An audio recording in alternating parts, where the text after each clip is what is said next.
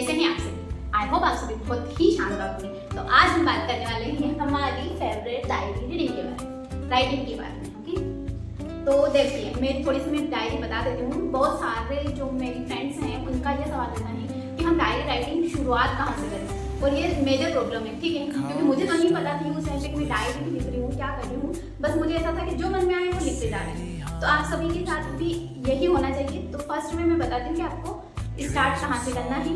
हम इस वीडियो में 3 से 4 चीज़ें ऐसी ही मेजर जो हमें ध्यान रखनी चाहिए डायरी राइटिंग के समय, और कौन से पेन का यूज़ किस चीज़ के लिए करना चाहिए, क्या हम सुबह से शाम तक सारे कार्य लिख सकते हैं, और इसके डायरी राइटिंग हमारी लाइफ पर इम्पैक्ट डालते हैं।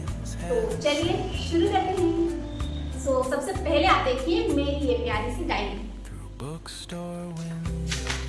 देखिए मैंने ये डायरी 2023 में स्टार्ट करी थी, और बिल्कुल सिंपल तरीके से। मुझे नहीं पता थी डायरी डेकोरेट क्या करना है, कैसे करना है, नहीं, बस ऐसे ही नॉर्मली। मैंने 2022 में भी कुछ लिखे हुए हैं इसमें पेज, फिर 2023 लगभग 3-4 साल हो रहे हैं, और मैंने इसमें कुछ मेरी फेवरेट पोएम्स भी लिखी हुई हैं, बहुत सारी चीज़ें लिखी हुई हैं। लेकिन हाँ, मैंने जब अलग अलग पेन का यूज़ करना शुरू किया तो मुझे बहुत सारा डिफरेंस दिखा, और वही मैं आप सभी के साथ शेयर करना चाहती हूँ।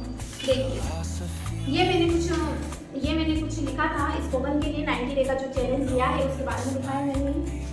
और इसके क्या हर मंथ के अलग अलग फैक्टर हैं, जैसे कि अभी अप्रैल में लिखी हूँ मैं, है ना। अब मतलब अप्रैल वाले बता रही हूँ आप सभी को। तो इसमें 12 मंथ के दिए हुए हैं अलग अलग सेक्टर। तो मैंने जो सेक्टर यहाँ पे है, ये मार्च वाले सेक्टर में पेज खाली था, तो मैंने ये लिख दिया इसमें कि 90 डे तक मुझे इंग्लिश स्पोकन का जो चैलेंज लेना है उसके बारे में। उसके बाद आप देखिए ये मैंने कुछ चीज़ें लिखी हैं पर्सनैलिटी डेवलपमेंट की, तो ये ऐसे लिखी हैं। ये कुछ डेट्स वगैरह लिखी हुई हैं। यहाँ देखिए मैंने कुछ अपने सपने ही जो लिखे हुए हैं, यहाँ जो इम्पोर्टेंट चीज़ें हैं वो लिखी हुई हैं। यहाँ पे भी कुछ इम्पोर्टेंट नोट्स बनाए हुए हैं जो लाइफ में मुझे इम्प्लीमेंट करने हैं, ये सारी चीज़ें। तो आप देख सकते हैं मेरी डायरी को मैंने कुछ चीज़ें स्केच पेन से लिखी हुई है, कुछ नॉर्मल पेन से लिखी हुई है। ये पूरा मैंने स्केच पेन से लिखा है, जो मेरा सबसे बड़ा ड्रीम है वो वाला मैंने लिखा हुआ है मैन्युफैक्चर करने के लिए। और यहाँ पे मैंने कुछ लिखा हुआ है ऐसे ही। तो ऐसे ही मैंने अपनी पूरी डायरी में लिखा हुआ है। तो अब आप सोचोगे कि ये अलग अलग पेन से लिखने का क्या लॉजिक है, राइट। ये बताने से पहले मैं आप सभी को पहले ये बता देती हूँ कि जो अपना स्टार्ट करनी है फर्स्ट डायरी हम कैसे स्टार्ट करें। नॉर्मली आप डेली शाम को लिख सकते हैं अपने बारे में, अपने वर्क में। मतलब जब आप लिखने बैठो ना, जो मन में आ रहा है सब लिख दो। हम क्या सोचते हैं कि ओवर थिंकिंग होती है, अरे ये क्या लिखे वो क्या लिखे, नहीं, सब जो मन में आ रहा है वो लिख दो। आप ना फर्क देखोगे कि आपकी जो ओवर थिंकिंग हो रही थी ना वो कम हो जाएगी, क्योंकि हम जेन्युइन चीजें ही सोचेंगे। फिर जो जो भी मन में आ रहा है सब लिखते जाओ फर्स्ट में, ओके। हाँ, लेकिन इसको हम डिवाइड कर सकते हैं 2 से 3 चीज़ों में, जो कि हमारे फेवरेट पेन, सॉरी ठीक है कोई बात नहीं। हाँ, तो आप ना ऐसे भी कर सकते हैं, जैसे कि ये पेन है, ये ब्लू पेन है, ये ब्लैक है, और ग्रीन वाला नीचे गिर गया है, रेड है सॉरी। और आप ब्लू या ब्लैक दोनों में से एक यूज़ कर सकते हैं, और रेड और साथ में ग्रीन तीनों चीज़ों का यूज़ कर सकते हैं। या फिर आप चाहें तो ऐसे वाले भी स्केच पेन आते हैं ना, वो वाले भी यूज़ कर सकते हैं। हाँ, इसमें ये जो ग्रीन वाला जो है ये सबसे फेवरेट होना चाहिए, चाहे कलर फेवरेट हो नहीं हो, लेकिन जो ग्रीन है ना ये मोस्ट इम्पोर्टेंट है। कैसे? ये जो ग्रीन है इससे हमें बहुत ही इम्पोर्टेंट चीज़ें लिखनी है। हाँ, सबसे पहले मैं बता देती हूँ ब्लू और ब्लैक का लॉजिक। ये दोनों आप इन दोनों में से कोई सा भी यूज़ कर सकते हैं अपनी रेगुलर चीज़ें लिखने में। हाँ, मैं सुबह उठा, मैंने ये किया वो किया, हाँ उसी दिन में कुछ चीज़ें ऐसी होती है जो हमने, अरे ये तो मुझे पहले आती नहीं थी, मैंने सीख लिया, कुछ नई चीज़ें सीखना। तो उन चीज़ों को लिखने के लिए हम करेंगे ग्रीन पेन का यूज़, ठीक है। ग्रीन पेन का यूज़ बहुत ही इंपॉर्टेंट चीज़ें लिखने के लिए, जो हमें अपनी लाइफ में चाहिए वो चीज़ लिखने के लिए हम यूज़ करेंगे। इसके अलावा सॉरी, हमारे यहाँ कंस्ट्रक्शन का वर्क चल रहा है, इसलिए आप सभी को थोड़ा सा डिस्टर्ब होगा। हाँ, और जो हमारे पास चीज़ें हैं ऑलरेडी अपनी लाइफ में बहुत सारी ऐसी, जैसे हाँ बोलते हैं ना, मुझे नींद बहुत आती है, मैं आलसी हूँ, मैं कुछ वर्क टाइम से नहीं कर पाती, बहुत सारी चीज़ें होती हैं जो हमारी आदत बन चुकी है, जो नहीं होनी चाहिए, ठीक।